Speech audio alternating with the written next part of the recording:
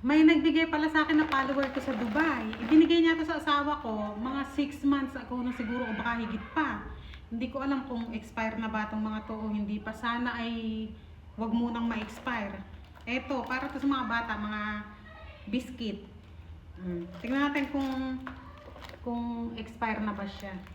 Huwag pa sana expire. Eh kung sakali man expire na, baka pwede ko pang kainin.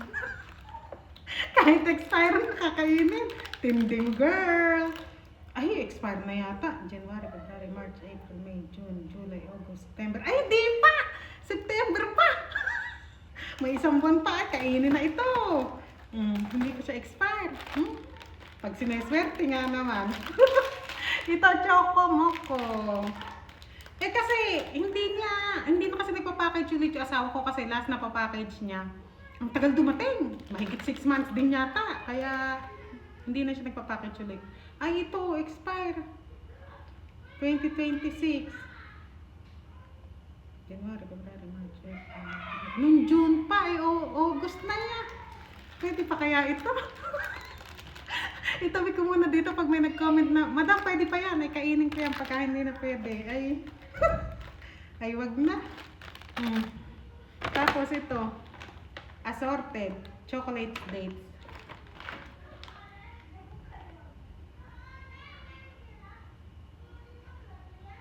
Kailan ba to? Ay, 11. November pa. Matagal pa to. Pwedeng unti-untiin pa yan. Tapos itong mga pansit canton. Hindi ko na titignan expiration nito. Kahit expire na to, lulutuin ko pa rin yan. Masyado sa kahit expire na. Canton. Sarap. Thank you, madam, sa ulitin. Tapos ito, para ulit sa mga anak ko to. October pa rin. Ay, sineswerte. Matagal-tagal pa.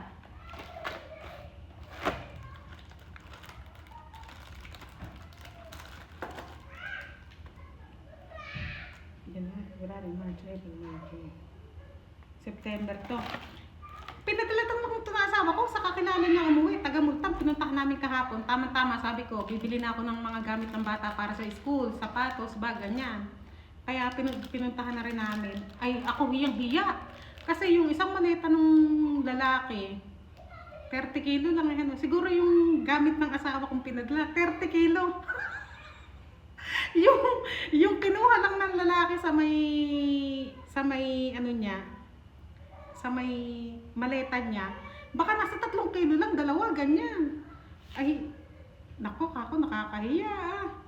Eh sabi ko sa asawa ko, hindi ka ba kako nahiya, nagpadala ka kako, eh sa'yo lang lahat ta kako, alaman lang kako binigay sa pamilya yung lalaki, nakita ko kako, mga mani-mani lang, yung mga nuts ba. Sabi niya naman, sabi niya, wala daw siyang luggage eh. Tinanong niya ako kung gusto kong magpadala, sabi ko, oo, kaya ako nagbayad ng luggage niya, sabi sa akin ng asawa ko. Ay, buti na lang nagbayad siya, dahil kung hindi, baka gusto ko lumubog kahapon sa kinatatayuan, kaya akala ko sa hindi siya nagbayad, yung nakisuyo lang. Saka ito, mga sinigang mix. Saka bitsin. Itong mga pansit canton, 5 piraso to. Ay naku, sana all talaga. May pansit canton na naman ako. Sarap kasing pansit canton, kahit na ang isa kog mo lang sardinas. Ay, kasarap. Kasi, ganun din. September.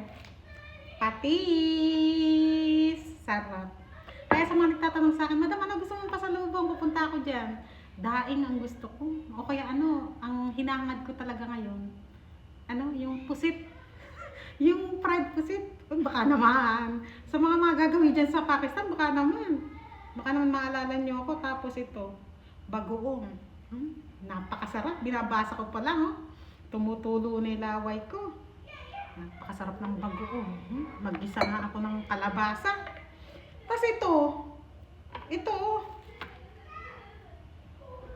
sardines. Hindi ko alam kung Pinay nagbigay nito. Baka asawa ko lang. Kasi kung bibigyan ako ng Pinay, baka yung 555, di ba? Ito, hindi ko to kilala. Masarap ba to? Baka asawa ko lang nakakita nito. Baka nakakita ng nakapromo, kaya binili. Dahil kung Pilipino, tsak, 555 eh, ano. Eh, hindi ko kakilala to, baka natatakot nga akong kainin. Masarap ba yan? Nakatikim na ba kayo niyan? Tapos ito, palaman ito, ano. Oo, may tinapay, kaya palaman. Kaso, expiration, check natin. Dito pala sa harap.